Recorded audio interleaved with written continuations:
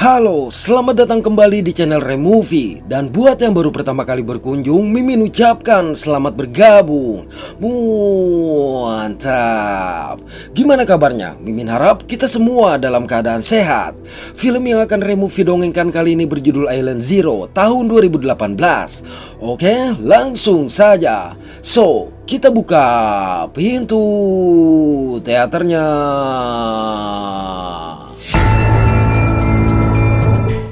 Suatu hari, pada sebuah kapal yang berada di lepas pantai Pulau Nelayan, seorang pria tengah bersantai bersama anjingnya. Ketika dia pergi mengambil minuman, si anjing menggonggong ke arah air dan bergerak dengan gelisah hingga tiba-tiba anjing tersebut menghilang. Saat pria ini kembali, dia menjadi bingung tidak mendapati keberadaan si anjing. Lalu tidak jauh dari kapal, dia begitu tersentak melihat pelampung anjingnya yang berlumuran darah mengapung di air. Beralih ke Pulau Nelayan, di mana seorang dokter bernama Maggie sedang merawat pasien tua bernama Alvis. Di ruang periksa ini juga ada seorang nenek bernama Ruth yang merupakan istri Alvis. Ruth mengungkapkan kekesalan dia lantaran Alvis sudah lama tidak dapat bekerja, sehingga segala keperluan di rumah harus dia kerjakan sendiri. Selain itu, dia juga tidak nyaman tinggal di rumah karena Alvis selalu menyalakan termostat hingga mencapai suhu 28 derajat Celcius dan menyebabkan rumah mereka terasa seperti sauna. Di dermaga, seorang nelayan bernama Lars menunjukkan hasil tangkapan dia yang hanya berupa ubur-ubur kepada seorang ahli biologi kelautan bernama Sam. Menurut Lars, sudah 1 minggu para nelayan di sana hanya mendapatkan ubur-ubur, sedangkan ikan dan lobster menghilang entah kemana.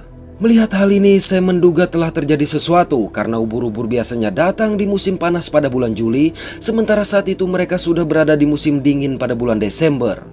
Kemudian di sebuah restoran, Sam menceritakan kepada nelayan bernama Arthur dan Ruben yang juga mengalami nasib serupa bahwa beberapa tahun silam di luar pesisir Maryland, seluruh ikan juga pernah menghilang. Namun tiba-tiba seorang pria bernama Titus, atau lebih enak jika Mimin sebut sebagai Titus, masuk dalam pembicaraan mereka. Titus bertanya mengenai hal yang menyebabkan semua itu karena berencana untuk memasukkannya dalam novel yang sedang dia tulis. Alhasil, Sam yang juga belum mengetahui apa-apa hanya dapat berasumsi kalau teknologi yang digunakan oleh manusia untuk menangkap ikanlah yang menyebabkan hal tersebut. Tidak berselang lama, seorang pelayan bernama Jesse menghampiri Titus yang dia ketahui akan meninggalkan pulau pada hari itu tanpa pernah menceritakan isi novel yang sedang dia tulis. Titus berkata novel dia bercerita tentang cinta, cemburu, dan juga seorang wanita cantik yang bekerja di restoran setempat. Sayang, pembicaraan mereka terhenti ketika seorang nelayan bernama Emmett memanggil Jesse. Rupanya Emmett yang merupakan mantan kekasih Jesse ini merasa cemburu melihat kedekatan Jesse dengan Titus. Padahal Titus hanya berada di pulau itu selama 3 minggu untuk menyelesaikan novel dia. Emmett lantas mengajak Jesse ikut ke daratan utama dengan alasan memperbaiki radar. Tapi dikarenakan Jesse menolak, terpaksa Emmett hanya meminta dia datang ke dermaga sore itu untuk mengantarkan keberangkatannya. Di tempat lain, seorang wanita bernama Lucy menegur seorang anak bernama Ellie yang sedang asik memainkan sebuah kamera termografi karena seharusnya kamera tersebut baru boleh dibuka di malam Natal. Jadi Lucy adalah seorang jurnalis yang berpacaran dengan Sam, sedangkan Ellie merupakan anak dari Sam. Selang beberapa saat, Sam datang dan dengan buru-buru menelpon seseorang sehingga mengabaikan Lucy. Akibat hal ini, Lucy yang awalnya ingin berbasa-basi akhirnya mengungkapkan keinginan untuk meninggalkan pulau. Mendengarnya, pembicaraan Sam di telepon pun terhenti. Lucy mengatakan sudah tidak sanggup tinggal di pulau terpencil ini lantaran tidak dapat melakukan apa-apa. Sayang, Sam tetap berniat tinggal di sana dengan alasan prediksi dia tentang ikan-ikan yang lenyap benar-benar terjadi. Terlebih Ellie sudah terlanjur kerasan tinggal di pulau tersebut. Meski demikian, dengan tega Lucy berkata Ellie bukanlah anak dia dan tetap memutuskan pergi seorang diri, di mana pembicaraan itu terdengar oleh Ellie. Sore hari, Jesse yang merasa tidak enak akhirnya mendatangi Emmett di dermaga. Kendati hanya untuk mengantarkan sebungkus sandwich, hal ini tetap saja membuat Emmett merasa senang. Beberapa waktu berselang, sejumlah warga yang ingin meninggalkan pulau berkumpul di dermaga guna menunggu feri yang merupakan satu-satunya transportasi mereka untuk menuju daratan utama. Namun setelah cukup lama menanti, kapal feri tak kunjung datang sehingga satu persatu mereka pun pulang. Di restoran, sang pemilik bernama Val memberitahu kalau dia sudah berusaha menghubungi kapal feri selama 1 jam melalui radio, tapi tidak ada yang merespon panggilan. Parahnya lagi, listrik mereka padam dan hanya menggunakan generator untuk menyalakan lampu. Jaringan ponsel dan internet juga tidak berfungsi sehingga tidak dapat mengetahui informasi apa-apa. Akibat hal ini, Titus dan Maggie terpaksa harus menginap satu malam lagi dengan harapan keesokan hari kapal feri akan datang. Pada hari kedua, sejumlah warga kembali menunggu kedatangan feri dengan penuh harapan. Sayang mereka hanya melihat kapal nelayan yang tidak beroperasi. Di malam hari, Sam dan Lucy sempat ribut gara-gara Sam meminta dia untuk membatalkan kepergian. Menurut Lucy, Sam hanya mengejar ketidakpastian karena apapun yang dipercaya oleh mendiang istrinya tetap tidak akan menghasilkan apa-apa. Di tempat lain, Jesse mencoba menghubungi Emmett menggunakan radio. Malang dia tidak mendapatkan respon dari Emmett sehingga mulai merasa khawatir. Please answer me. Seperti hari sebelumnya, pada hari ketiga semakin banyak warga yang menunggu di dermaga tapi tetap tidak ada feri yang datang. Kenyataan ini mulai membuat warga merasa gelisah apalagi tidak mengetahui penyebab ketidakdatangan kapal feri tersebut. Terlebih suplai makanan yang semakin menipis. Bahkan akibat kapal feri yang tak kunjung datang, maka pada hari ke-6 para warga mulai berebut makanan yang tersisa di toko dan sempat menyebabkan lengan Sam terluka. Manakala luka dia tengah diobati oleh Maggie, Sam menceritakan bahwa fenomena hilangnya kapal di laut secara mendadak pernah terjadi beberapa tahun silam. Berdasarkan fenomena tersebut, mendiang istrinya yang sama-sama ahli biologi kelautan membuat teori yang mengatakan bahwa kemungkinan ada predator laut yang belum teridentifikasi. Sayang belum sempat teori itu dibuktikan sang istri hilang di lautan, di mana kapal mereka ditemukan mengambang tanpa awak. Selang beberapa saat, asisten Maggie yang bernama Nina memberitahu kalau ada masalah di dermaga. Sampai di sana, Ruben menunjukkan kapal Emmett yang dia temukan terdampar di sisi pulau. Menurut Val, sandwich yang diberikan oleh Jesse juga belum sempat Emmett makan, sehingga beranggapan Emmett tidak pernah sampai ke daratan utama. Saat memeriksa kapal tersebut, Sam dan Maggie begitu tersentak mendapati bekas darah yang menempel di sisi kapal. Rupanya pada pagar pembatas yang dipegang oleh Sam juga terdapat noda berwarna biru yang tampak dan berwarna organik. Smells organic. Malam hari di restoran, mereka mulai membicarakan tentang hilangnya Emmett yang menyebabkan mereka tidak mendapatkan informasi mengenai kapal feri. Oleh karena itu, para warga memaksa Lars dan Ruben mengantarkan mereka menuju daratan utama. Mendengarnya, Lars meminta siapapun yang ingin pergi agar datang ke dermaga pada esok hari. Hanya saja mereka harus memilih siapa yang akan pergi atau tetap tinggal lantaran kapal mereka tidak cukup untuk membawa semua warga. Di rumah, Ellie yang asik menggunakan kamera termografi untuk memantau seekor rusa dibuat heran oleh kemunculan sosok misterius yang dengan cepat menyerang rusa tersebut. Namun saat Ellie menatap ke jendela, dia tidak melihat apa-apa. Keesokan hari, dengan rasa penasaran, Ellie mencoba untuk memeriksa lokasi rusa diserang tadi malam. Di sana dia sempat terdiam melihat sebatang pohon yang dipenuhi noda darah dan sisa-sisa tubuh rusa tersebut. Sam selanjutnya mengajak Ellie menemui Arthur untuk meminta tolong mengantarkan Lucy dan sejumlah warga yang tertinggal ke daratan utama. Tapi begitu sampai ke kapal, Sam mendapati kapal Arthur kosong dan hanya menemukan genangan darah serta sebuah kapak yang bernoda biru. Di sana Sam juga sempat melihat kawanan burung yang berterbangan ke suatu arah. Lantas dengan mengikuti burung-burung tersebut, akhirnya Sam menemukan sisa-sisa jeroan Arthur. Dari situ Sam membawa jeroan Arthur untuk diperiksa oleh Maggie. Berdasarkan analisa, Maggie memastikan bahwa Arthur dihabisi tadi malam, namun bukan oleh manusia karena jeroan tersebut tercabik-cabik. Mereka kemudian memeriksa zat berwarna biru yang ditemukan pada kapak. Selesai diperiksa, mereka menyadari kalau zat tersebut merupakan sel darah. Melihatnya, Sam berkata sel darah ini adalah adaptasi terhadap air dingin. Beberapa hewan laut memiliki hemosianin yang berbasis tembaga sehingga bisa bertahan di suhu ekstrim dingin. Hal ini sontak menyadarkan Sam bahwa air laut di tempat mereka berbahaya, sehingga berniat menghentikan kapal Lars dan Ruben yang telah berangkat bersama sebagian besar warga pulau. Mereka berikutnya berusaha menghubungi Lars. Beruntung Lars mengatakan kalau mereka semua baik-baik saja. Lars juga memberitahu sonar yang dia miliki menunjukkan sekumpulan ikan raksasa yang bergerak sekitar 30 meter di bawah mereka. Mendengarnya dengan ekspresi khawatir, Sam meminta Lars segera menepi.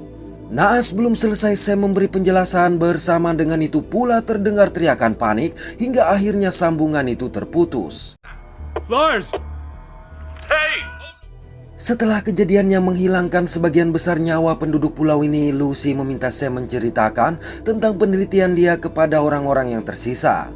Alhasil sembari menunjukkan sebuah peta, Sam mengisahkan bahwa 4 tahun silam di bulan Desember juga, dia dan mendiang istrinya pertama kali menemukan fenomena penurunan hasil tangkapan ikan secara drastis dan tiba-tiba.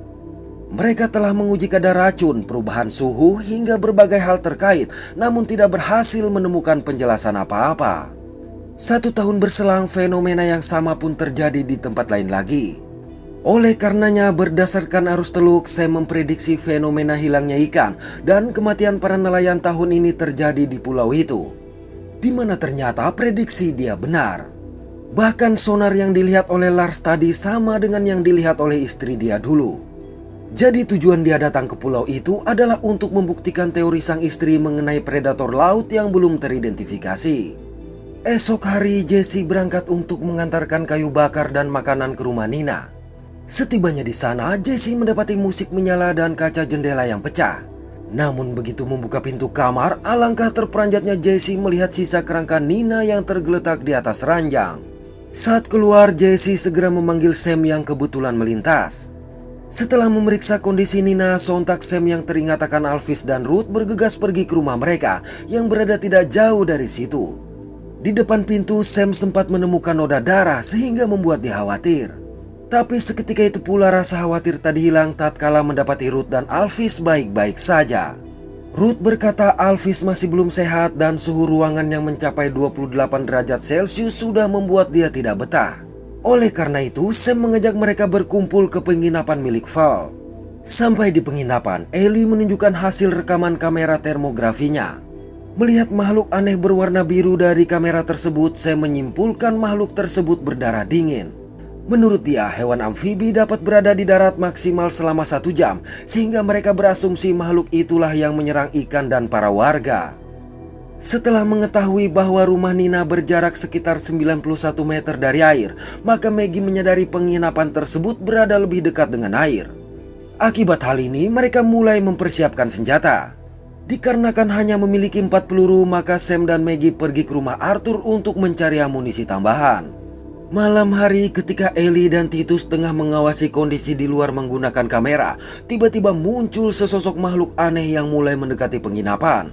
Tidak berselang lama, pintu juga terbuka dengan sendirinya. Lalu secara mengejutkan, Val ditarik oleh sosok yang tertangkap jelas dari kamera termografi. Naas meski mereka berusaha menahan, tubuh bagian bawah Val tetap terpisah akibat ditarik oleh makhluk tak kasat mata itu. Belum lagi rasa takut ini hilang, tanpa diduga Ellie juga ditarik. Beruntung di waktu yang tepat Maggie datang menyelamatkan Ellie. Setelah kejadian ini, mereka segera mengumpulkan makanan dan pergi ke sebuah rumah warga yang berada paling jauh dari air. Saat yang lain sudah sampai, Jesse justru masih mencari Titus di kamarnya dan hanya menemukan laptop berisi tulisan yang Titus katakan sebagai novel. Sejurus kemudian Jesse mendengar suara. Sementara itu yang lain tengah membuat barikade. Di sini Alvin mengisahkan bahwa 30 tahun yang lalu dia sempat melihat makhluk serupa. Kala itu Alvis bekerja di sebuah kapal barang yang berada di Samudra Pasifik. Selama beberapa hari sejumlah ikan lumba-lumba berenang mengikuti kapal mereka. Tapi tiba-tiba kawanan lumba-lumba tersebut menghilang. Selama 2 malam berikutnya 2 orang kru juga hilang secara misterius. Lantas pada malam ketiga, Alvis yang bertugas di ruang mesin mendengar suara tembakan dari dek kapal. Namun saat naik, dia hanya menemukan bekas darah yang berhamburan dan tidak mendapati 1 orang kru pun yang tersisa. Di dek tersebut, dia melihat sesuatu yang berkilau hingga helikopter angkatan laut yang menanggapi panggilan darurat datang. Sayang kisah Alvis terhenti ketika Titus tiba seorang diri. Lantaran Titus mengaku tidak mengetahui keberadaan Jesse, maka dia dan Sam memutuskan kembali ke penginapan guna mencari Jesse. Sampai di penginapan, Jesse tidak merespon panggilan mereka, sehingga secara perlahan mereka mencoba memeriksa. Lalu di depan sebuah pintu yang menuju ke lantai atas, mereka menemukan bekas darah. Begitu di lantai atas, Sam melihat sesuatu di luar jendela. Dan ketika dibuka, ternyata dia menemukan tubuh Jesse yang sudah dalam kondisi mengenaskan. Bersamaan dengan itu, tanpa alasan yang jelas Titus tiba-tiba menyerang Sam sehingga pertarungan pun terjadi.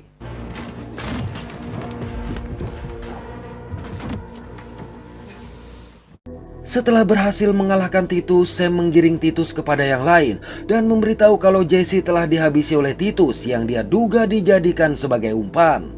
Mereka kemudian memaksa Titus untuk memberitahu password laptop dia. Awalnya Titus menolak, tapi setelah Maggie yang ternyata mantan tentara ini mengancam, akhirnya Titus memberikan passwordnya. Begitu membuka laptop tersebut, Sam menyadari kalau yang ditulis oleh Titus bukanlah sebuah novel, melainkan laporan ilmiah berjudul Island Zero, di mana Titus juga telah memprediksi mengenai penurunan persediaan ikan secara mendadak terjadi di pulau itu. Tidak dapat berkelit lagi, Titus memberitahu bahwa mereka berada di titik nol serangan makhluk yang tak kasat mata itu. Malang Titus tidak menyangka serangan terjadi lebih cepat dari yang dia duga. Titus mengungkapkan bahwa data mengenai predator tak teridentifikasi dari mendiang istri Sam adalah benar dengan alasan mereka telah memantau makhluk tersebut selama beberapa dekade. Menurut Titus, makhluk itu memiliki kemampuan kamuflase dan kecerdasan melebihi hewan lain sehingga akan dijadikan senjata oleh militer Amerika. Anehnya, dia juga mengaku dapat berkomunikasi dengan makhluk tersebut sehingga melarang mereka untuk menghabisi sang makhluk. Rupanya tim Titus pun pernah menangkap sejumlah makhluk. Sayang kala itu sang makhluk mati sehingga mereka terus mempelajari dan berusaha untuk menangkap yang lain. Mendengar penjelasan ini, sontak Ruth menjadi marah dan berniat menghabisi Titus. Namun di waktu yang bersamaan, Ellie memberitahu kalau para makhluk mulai berdatangan. Melihat kawanan makhluk itu, maka mereka segera menambah barikade. Tapi Titus berkata semua yang mereka lakukan sia-sia jika tidak membiarkan dia bernegosiasi dengan makhluk tersebut. Tidak berselang lama, Ellie memberitahu bahwa para makhluk sudah memasuki rumah. Akibat hal ini, terpaksa Sam melepaskan Titus tepat di saat sang makhluk masuk. Sembari menekan tombol laptop yang mengeluarkan suara, Titus berkomunikasi dengan makhluk tersebut. Benar saja, Titus memang berhasil menghentikan sang makhluk, namun tiba-tiba dia melakukan gerakan mencurigakan. Menyadari Titus memerintahkan makhluk itu menyerang, maka mereka bergegas naik ke loteng dan tidak sempat lagi membopong Alvis yang dalam kondisi sakit. Sam bahkan hampir saja mendapatkan serangan sebelum akhirnya Maggie berhasil menyelamatkan dia. Di lantai bawah, masih dengan menekan tombol laptop, Titus mencoba memilih perintah yang mengatakan dia adalah teman. Naas perintah tersebut tidak berfungsi. Don't attack! Di loteng, tiba-tiba lendir menetes ke tangan Ruth, sehingga secara refleks dia menembak ke langit-langit, di mana rupanya tembakan tersebut tepat mengenai sesosok makhluk. Tidak berselang lama terdengar Alvis memanggil. Ketika didatangi, mereka mendapati kondisi berantakan dengan potongan tubuh Titus yang berhamburan, sedangkan Alvis baik-baik saja. Maggie dan Sam kemudian memeriksa tubuh makhluk yang berhasil dihabisi oleh Ruth tadi. Di sini mereka melihat tubuh sang makhluk yang memantulkan dan membiaskan cahaya. Sam berpendapat hal inilah yang menyebabkan mereka tidak dapat melihat makhluk tersebut, sehingga menyadari mengapa pihak militer sangat ingin mendapatkan makhluk itu. Setelah kembali berkumpul, Maggie pun sadar para makhluk tidak menyerang Alvis selantaran duduk di dekat perapian yang panas. Hal ini menjawab pula mengapa Alvis menjadi satu-satunya orang yang selamat dari serangan di kapal barang, karena kala itu dia berada di ruang mesin yang cukup panas. Mendengarnya, Ruth juga teringat mengenai termostat yang membuat suhu rumah mereka mencapai 28 derajat, sehingga menjawab mengapa makhluk tersebut tidak mendekati rumah mereka, padahal hanya berseberangan dengan rumah Nina. Akibat hal ini, mereka berencana untuk bertahan hidup di rumah itu dengan menjaga suhu ruangan tetap tinggi sampai ada yang menyelamatkan mereka. Namun Maggie menunjukkan laporan ilmiah Titus yang tertulis kalau pulau itu sengaja dikarantina dan diisolasi, serta siapapun yang ada di sana akan dieliminasi. Tulisan tersebut menjawab lagi mengapa kapal feri tidak pernah datang dan komunikasi terputus dengan dunia luar. Pada tengah malam yang bertepatan dengan malam Natal, Maggie memberitahu bahwa dalam laporan ilmiah Titus, makhluk tersebut hanya bisa keluar dari air selama 1 jam dan melakukan penyerangan di malam hari. Berdasarkan pola serangan beberapa malam terakhir, Maggie berasumsi serangan berikutnya akan terjadi 5 jam ke depan. Mengetahui para makhluk yang tertarik dengan cahaya dan suara, maka Maggie memiliki ide guna mengalahkan makhluk tersebut agar mereka bisa meninggalkan pulau. Singkat waktu, tampak sudut pandang dari sang makhluk yang bergerak ke arah rumah yang telah dipenuhi lilin dan suara lagu. Makhluk ini terus masuk mengikuti jalur lilin yang tersusun hingga sampai ke loteng di mana lagu mereka nyalakan. Pada waktu yang sama di luar, mereka pun menyalakan api untuk membakar rumah tersebut.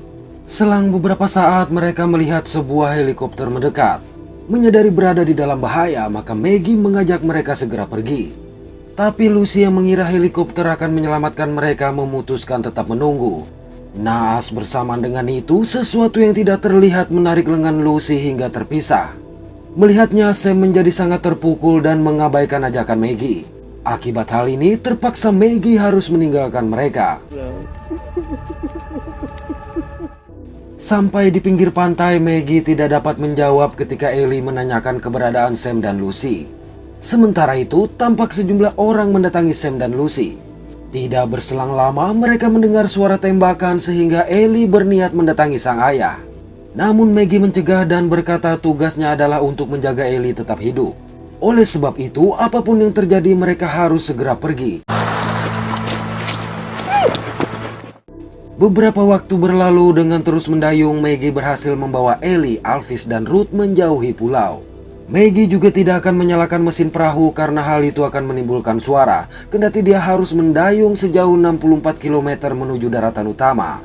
Oke, terima kasih sudah menonton sampai pada akhir konten ini. Mohon maaf atas ketidaksempurnaan dari kami. Semoga terhibur dan sehat selalu. Mantap.